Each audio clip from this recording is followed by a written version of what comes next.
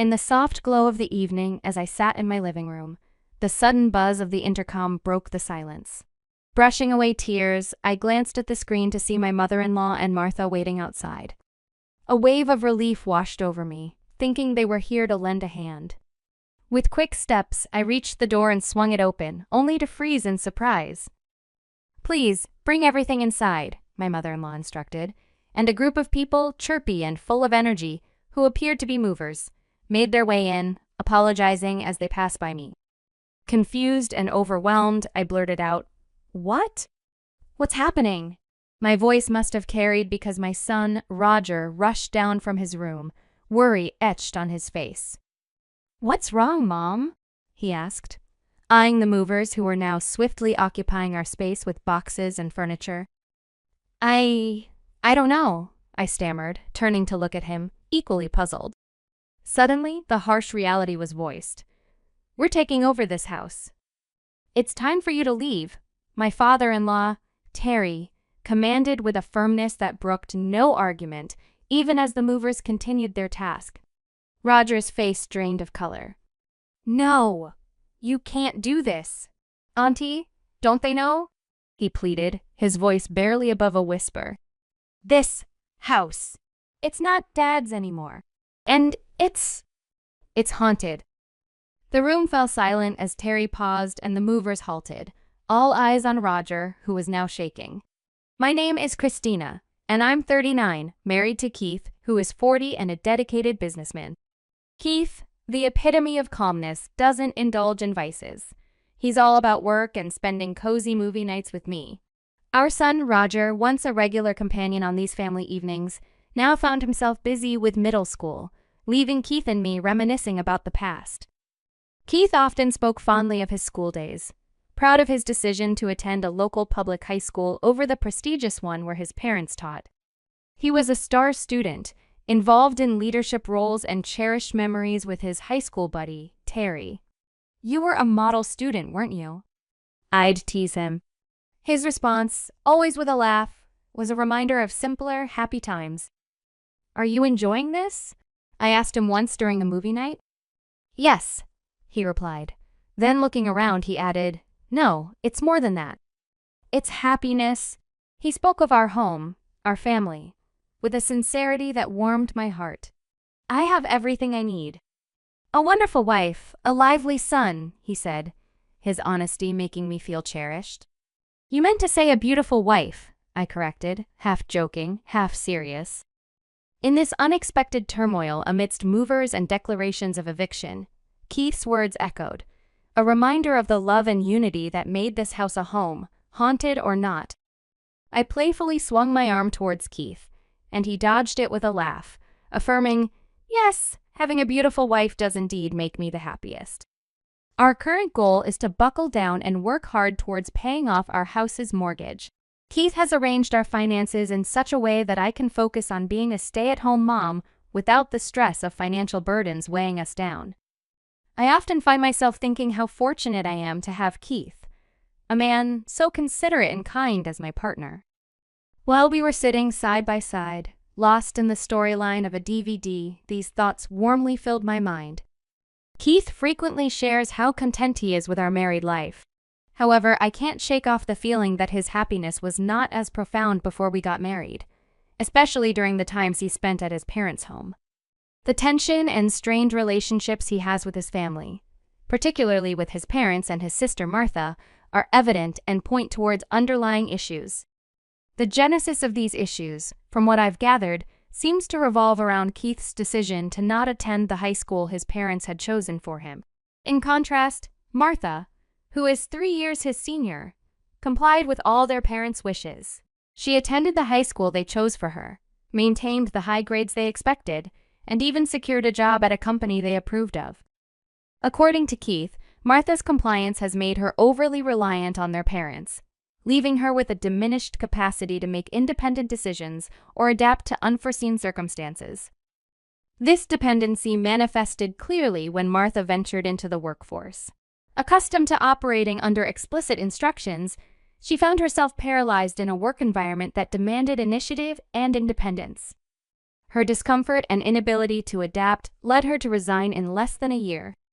Subsequently, her parents hurriedly arranged a marriage for her, choosing a husband on her behalf. Despite having a capable son in Keith, they went as far as to adopt my brother-in-law, making him part of their household, a move that puzzled me greatly. I often ponder over the need for Keith's parents to adopt another son when they already had Keith, who was perfectly capable and deserving of their love and attention. Keith's father is an ordinary businessman, yet there seemed an undue emphasis on projecting a certain image, particularly through the education of their children. They stretched their finances to send Keith and Martha to private high schools, a decision Keith attributes to his parents' desire to maintain a facade of affluence and prestige. Keith recounted stories of a wealthy family living near his parents, with a daughter the same age as Martha. The girls spent their childhood playing together, but as they entered elementary school, their paths began to diverge. This story, among others, sheds light on the complex dynamics and pressures within Keith's family, illustrating a pattern of decisions driven more by external appearances than by the well-being and preferences of the family members themselves. She attended a private school and started to drift apart from the other kids in our neighborhood. Keith's parents didn't have any big problems with that family, but they seemed pretty jealous. They worked hard to save money so Martha could go to private school too. Because of this, we often had simple meals at home, but Martha's school lunches were fancy, leading to a strange mix in what we ate. Keith decided he didn't want to deal with the pressure of a private school, so he chose a public high school instead. I think it was a smart choice, but his parents were really upset and started treating him differently. They used to love showing off about Martha's fancy school. When people asked about Keith, they probably felt a bit ashamed to say he went to a public school. They imagined a fancier lifestyle than they needed, which wasn't really better. Keith's family and Martha's, with her 2 kids, rent their house. Renting isn't bad, but I wonder if they could have spent their money better instead of just trying to look good. They borrowed money for Martha's education and are still paying it back. I've never really gotten how they think about money. This also shows up in how they give Christmas gifts. Martha's kids get more than Roger, which doesn't seem fair, especially since they all live together. It's sad to see Roger affected by this too. They also don't like that we own our house, a 3-story place with 4 bedrooms bigger than theirs. They make comments like, "Pretty fancy for a public school family," and say our nice house doesn't suit us. When they visit, they pick on small things like a stain or a scratch on the floor, and say our house isn't that great. Honestly, their attitude is pretty annoying. They don't have to come over if they don't like it here. Keith thinks they act this way because they're jealous. They don't have a lot of money, but we have our own house, even though we're still paying for it. Keith jokes that it's because they always want to look good to others. My brother-in-law probably earns a decent salary, and my father-in-law is still working in his 50s, but their debts slow them down. "Don't worry about it," Keith always says. But when Keith and Roger aren't home, my mother-in-law and Martha come over. Lately, they've started walking around our house while I'm busy in the kitchen. They talk about changing rooms to their liking, which is pretty bold. When I caught them and showed I was annoyed, they just faked a smile and made a snarky comment about me being slow with the tea. I had to ask them to go back to the living room and was shocked when my mother-in-law asked for a spare key. I couldn't give her one, knowing she might snoop around our things. It was strange for them to ask for a key after treating Keith poorly. I told them I'd talk to Keith about the key, and later, we said no over the phone. My mother-in-law was mad, but we made it clear they should only visit when one of us is home. Keith's health suddenly became a concern. He was diagnosed with cancer after some tests, which left us speechless. The cancer was more advanced than we thought. The doctor said he didn't have long without surgery. Our insurance wouldn't cover all the costs, including the hospital bills, living expenses, and our house mortgage. Everything we had built seemed to fall apart. I was scared of losing Keith and worried about our future, feeling completely overwhelmed. I thought about asking my parents for help, but they're no longer with us. And being an only child, I didn't have other family to turn to. So, we decided to ask Keith's parents and Martha for help. We explained Keith's situation and how cancer treatments can work wonders these days. Martha didn't seem to understand how serious it was, and Keith's parents and Martha hesitated to offer financial support. "I remember hearing you've paid off your debts recently," we mentioned, hoping they'd consider helping. "We promise to pay you back. Could you lend us the money for Keith's surgery and hospital stay? The same money you saved for my private school tuition, could we use it now? We'll work hard to repay you," we pleaded with them, desperate for their help. But they refused, saying they had just started enjoying a bit of luxury. I suggested that my life insurance could cover the mortgage if something happened to me, and we could sell the house to repay them.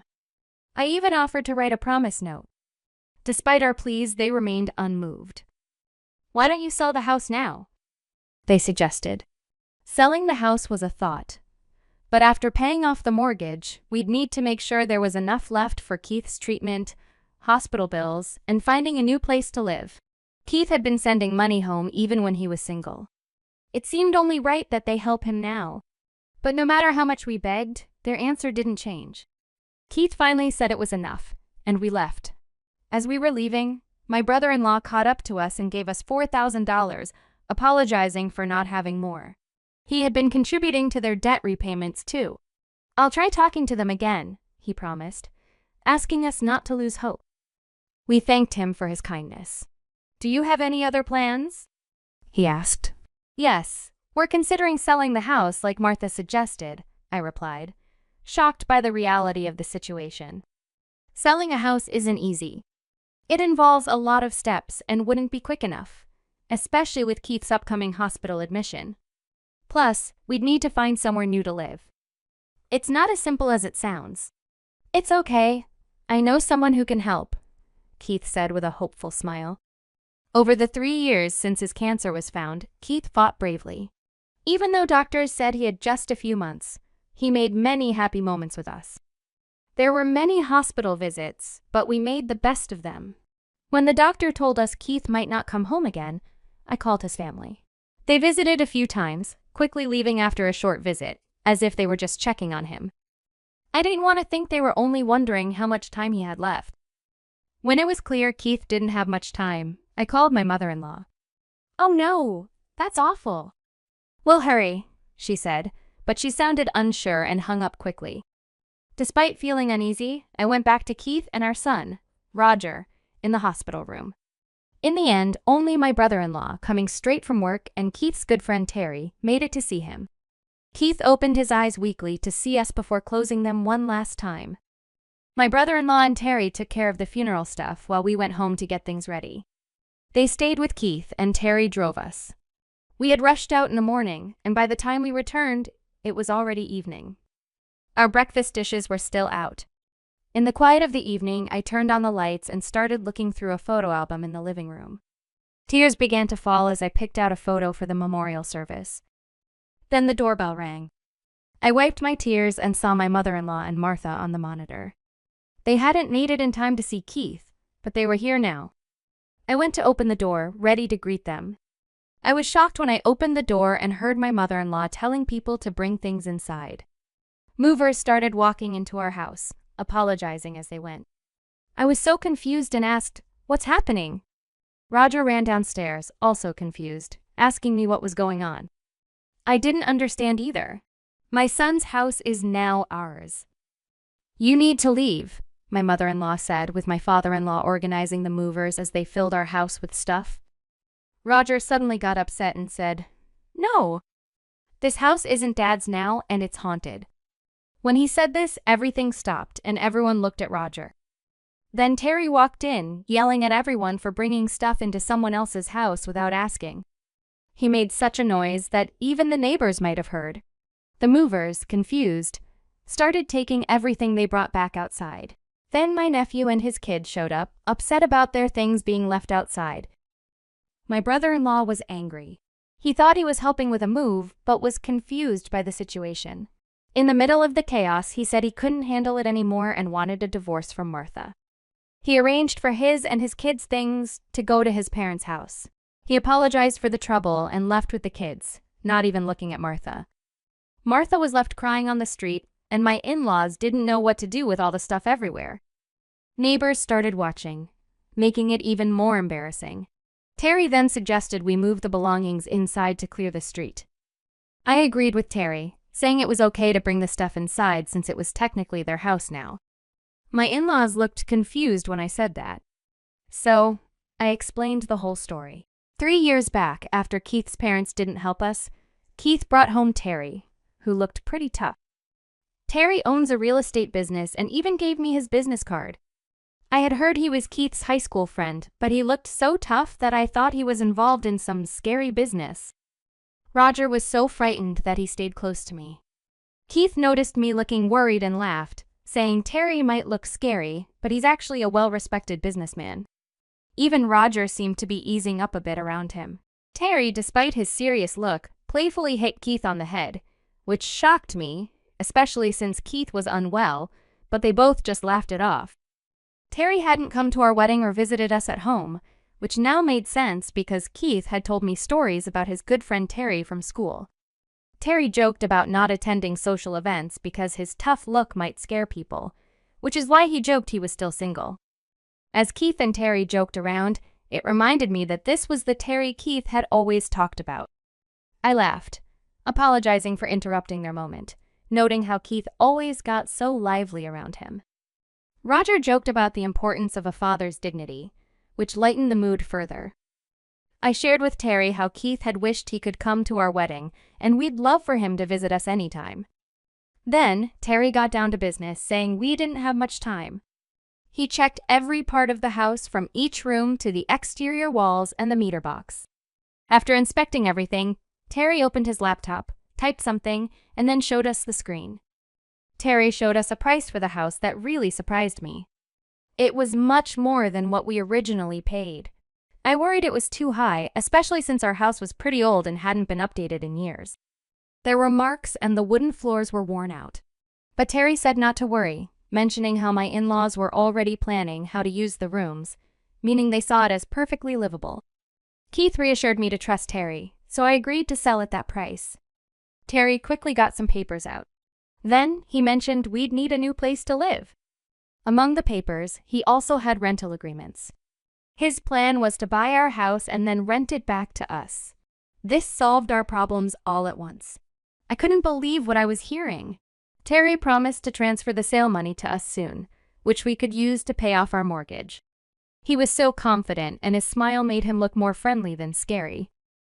While signing the papers, I saw the rent was listed as $400. Keith, Roger, and I thought it was a typo, expecting it to be $4,000, but Terry corrected us, saying it was no mistake. He felt he owed Keith a lot. Keith didn't think so, but Terry shared stories from their school days. Terry used to get into a lot of trouble back then, which upset his mom a lot. Once, his mom, who raised him alone, ended up in the hospital from too much stress and tiredness. When Terry got to the hospital and saw his mom looking so weak, he realized his actions were causing her stress. He broke down, feeling really guilty, and decided to change. He stopped getting into fights and stayed away from trouble. But then someone found a cigarette butt on the school's roof that had started a small fire. Everyone thought Terry did it because of his reputation, even though he didn't.